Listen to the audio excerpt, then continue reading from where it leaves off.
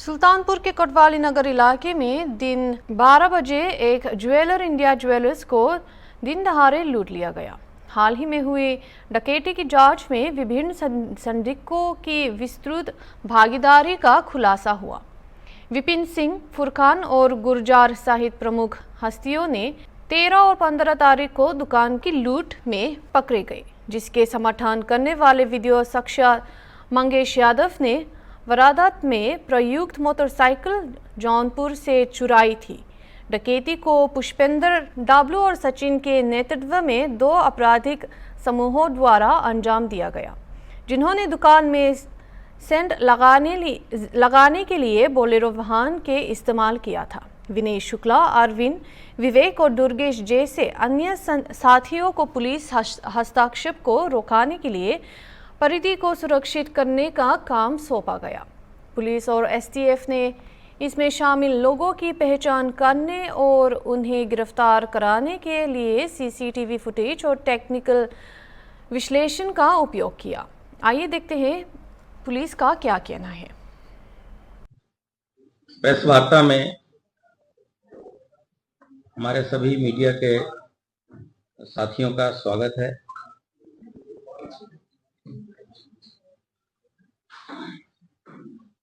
आप सबको विदित है कि 28 अगस्त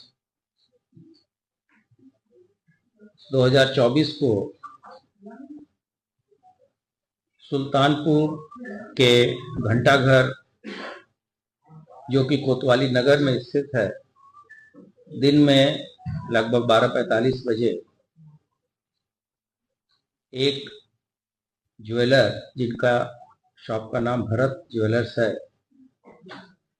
दिन दहाड़े डकैती हुई थी। इस संबंध में जो अब तक की कार्रवाई की गई है, उसको प्रॉपर साक्ष्य के साथ प्रस्तुत करने के लिए हमारी टीम यहाँ एकत्रित हुई है। हमारे पास अवेलेबल है और टेक्निकल सर्वेलांस से जो लोग रेकी में शामिल थे उसको देखा गया था। जो 13 तारीख को जो रेकी की गई थी, उसमें फुटेज के अनुसार मौके पर विपिन सिंह थे और सचिन थे वहां पर। और उसके पहले वाली जो रेकी थी, उसमें लोकेशन के आधार पे अन्य अभियुक्तों का पता चला है। इसमें जो 2 मोटरसाइकिल्स थी जिनका प्रयोग इस घटना में किया गया, वो दोनों मोटरसाइकिल जौनपुर से चोरी गई थी। वहां का भी फुटेज प्राप्त हुआ था। उसके आधार पर भी अभियुक्तों की पहचान करने में उसकी मदद हुई है। उसके पश्चात जो गेटअवे व्हीकल था, जो बाद में रिकवर किया गया, जो बोलेरो थी, वो बोलेरो जो है वो जिस व्यक्ति की थी और जिस अभियुक्त की थी, वो भी 2 तारीख की मुठभेड़ में सुल्तानपुर पुलिस ने उन लोगों को अरेस्ट किया था, जिसमें सचिन सिंह, पुष्पेंद्र डब्लू और त्रिभुवन, ये 3 लोग इसमें अरेस्ट किए गए थे। इनके साथ जो बरामदगी हुई, उसमें लगभग 15 किलो चांदी थी, मोटरसाइकिल थी और 38,500 रुपया था। आपको ये भी पता है कि जब बदमाश वहां से सीन से जब भाग रहे थे, तो उस समय कुछ चीजें जो है उसी समय जो बरामद हुई थी, वो भी ज्वेलर के साथ उस समय शेयर की गई थी। तो एक प्रेजेंटेशन के साथ में प्ले हो रहा है, जिसमें इस घटना के बारे में जो मेन शॉट्स हैं और उसके बारे में जो फैक्ट्स हैं वो वहाँ डिस्प्ले हो रहे हैं। इस घटना को अंजाम देने वाला जो गैंग लीडर था, उसका नाम विपिन सिंह है। विपिन सिंह द्वारा 5/3/17 को थाना चौक, जनपद लखनऊ में मुकुंद ज्वेलर्स के यहाँ भी जो एक दुस्साहसिक डकैती घटना हुई थी, उसका भी लीडर यही था। और साथ ही 2023 में इसी प्रकार की घटना गुजरात में सूरत सिटी में एक ज्वेलर के यहाँ की गई थी। उसमें भी ये विपिन सिंह का गैंग लीडर नाम प्रकाश में आया था और ये काफी समय तक जेल में रहा। इस घटना को कारित करने वाले के लिए करने के पहले दुकानों की रेकी की गई थी। 15 तारीख 15/7 को और 13/8 को इस घटना की रेकी हुई थी। कुछ हमारे पास वीडियोज हैं जिसको आप अपने स्क्रीन पर देख सकते हैं। रेकी करने वाले अपराधियों का नाम था विपिन सिंह, फुरकान उर्फ पूजर, अरबाज, सचिन सिंह व पुष्पेंद्र डब्ल्यू। इस घटना को कारित करने के लिए 2 मोटरसाइकिल्स को जौनपुर से चोरी किया गया था।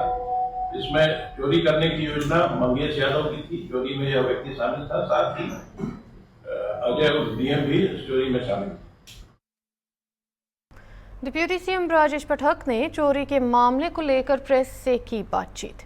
बयान देते हुए उन्होंने कहा कि उत्तर प्रदेश में भाजपा सरकार के सत्ता में आने के बाद से कानून और व्यवस्था में काफ़ी सुधार हुआ है, जिससे आपराधिक गतिविधियों में कमी और नागरिकों के लिए सुरक्षित वातावरण बनाना है। इसके बावजूद सुल्तानपुर में हाल ही में दिन दहाड़े हुए डकैती का विपक्षी दलों, विशेष रूप से समाजवादी पार्टी द्वारा राजनीतिकरण किया गया है, जिस पर पीड़ितों का समर्थन करने के बजाय अपराधियों को बचाने का आरोप है। अपराधियों को संरक्षण करने का काम कर रहे हैं, उनको अपने परिवार का बता रहे हैं। प्रदेश की जनता के समक्ष कुछ तथ्य में रखना चाहता हूं। सुल्तानपुर की घटना में प्रदेश की पुलिस ने तत्परता दिखाते हुए, चूंकि आधुनिक युग है, इलेक्ट्रॉनिक इंटेलिजेंस का युग है, हमारी सरकार ने सभी तथ्यों को गंभीरता के साथ जांच के दायरे में लेते हुए सर्विलांस के आधार पर, सीसीटीवी फुटेज के आधार पर तथ्यों को जानकारी एकत्र की। जो लोग वांछित थे, सीसीटीवी फुटेज के आधार पर उनकी मोबाइल लोकेशन निकाल करके वांछित लोगों की पड़ताल करके, पहचान करके कार्रवाई प्रारंभ की। उस कार्रवाई के दौरान जो अपराधी पकड़े गए, वो पुलिस मुठभेड़ में मारे भी ढेर सारे लोग गए।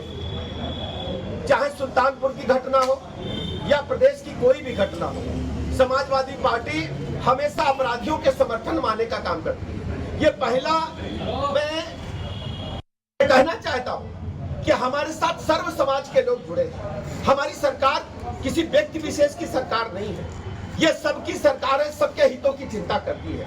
लेकिन हमारी जिम्मेदारी है हम प्रदेश में कानून के राज को स्थापित करें और हर स्थिति में लोगों को भयमुक्त वातावरण प्रदान करें। हम जब जानते हैं कि इस घटना में जो लोग वांछित थे, उनके पास से गिरफ्तारी के दौरान 2.5 किलो से अधिक सोना बरामद हुआ है। जो दिन दहाड़े लूट हुई थी, 2.5 किलो से अधिक सोना बरामद हुआ है।